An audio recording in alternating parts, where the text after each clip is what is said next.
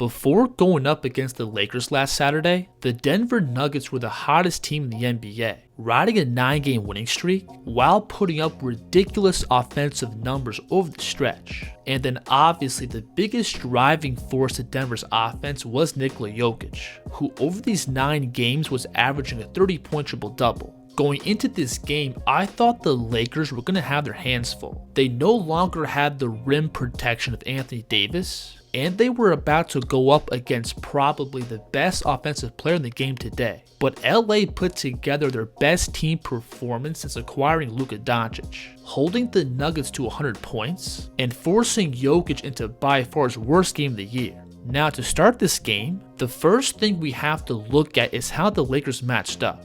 They started with Rui Hachimura on Jokic, while having both Luka and Hayes guarding non-shooters. And this was the trend for pretty much the entire game, where the Lakers commonly stuck one of their wings on Jokic, and had the other players roaming off non-shooters to provide extra help.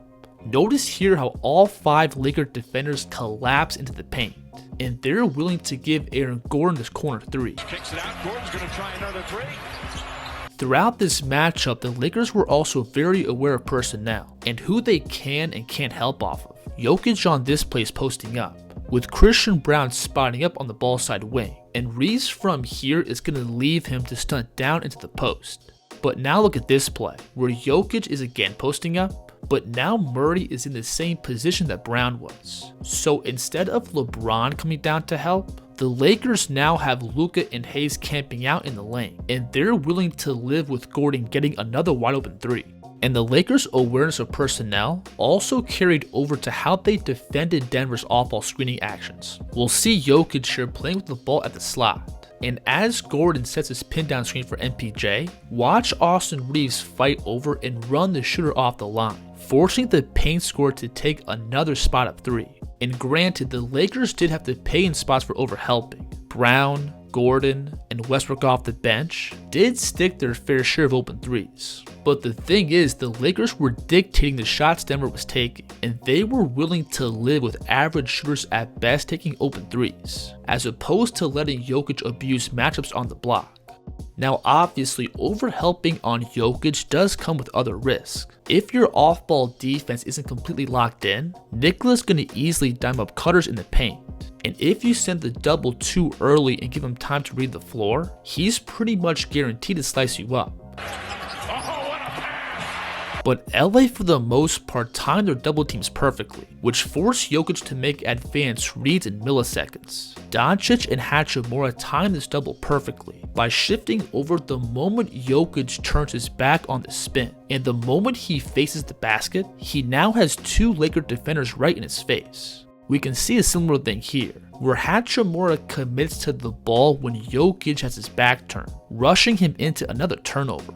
I also think the Lakers as a team were very cued in on their rotations. Even if there was an initial breakdown, guys were always ready to rotate and make plays. LeBron here briefly gets caught guarding 2 players on the weak side, which allows Gordon to slip to the basket, but James still gets his block from behind.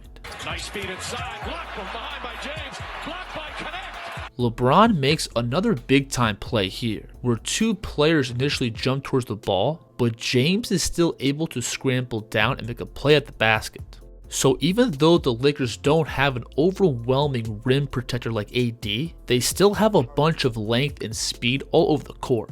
And that was enough to provide a ton of resistance around the basket. Now the other big part of the Lakers game plan was to outright keep Jokic from catching the ball. The Lakers made it a point to front the post, while having additional backside help. And this is where I think guys like Jared Vanderbilt, Rui Hachimura, and Dorian Finney-Smith deserve a ton of credit, because they made it really difficult for Nikola to get clean catches down low. And even Luka himself had some good moments fronting the post. His footwork on the perimeter may be a little bit shaky, but he still has the build to hold his own down low. And then of course, a lot of this comes back to the Lakers being in sync. The weak side defense was always aware of who they could help off of. This play is a perfect example of that, where Christian Braun sets the screen so Nikola can get this post up with an empty corner. But again, we'll see Hachimura fronting the post, with Reeves providing backside help.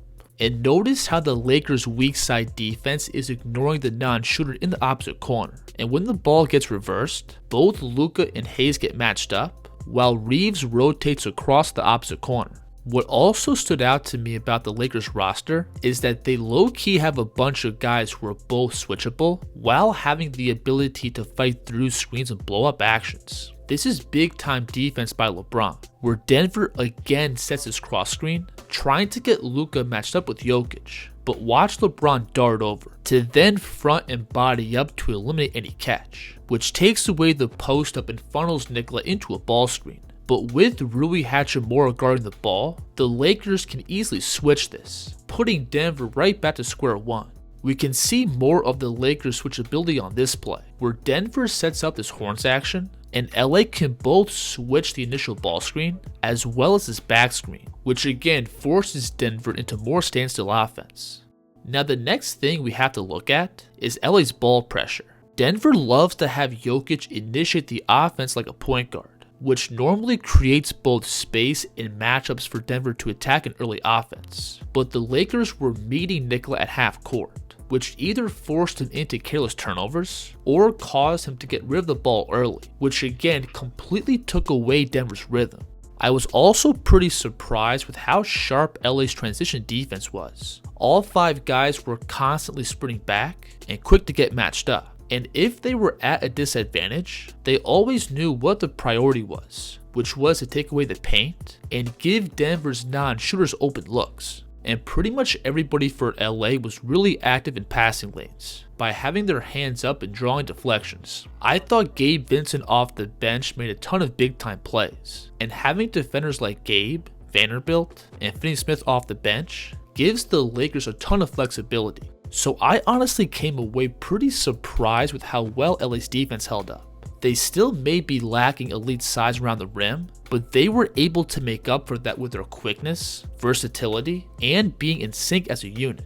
They may have some weak points on the perimeter with Austin Reeves and Luka, but LA can still surround those guys with other Swiss Army knife defenders. I think guys like Hachimura, LeBron, Vanderbilt, and Finney-Smith will take a lot of defensive weight off their shoulders. They have the ability to switch up and down to guard 1 through 4, as well as fight through screens to keep their matchups. If LA's defense as a whole can consistently stay this locked in, I think they could easily be an above average defense. If you enjoyed this video, please like and subscribe, and let me know in the comments who the kid should break down next. The kid's here.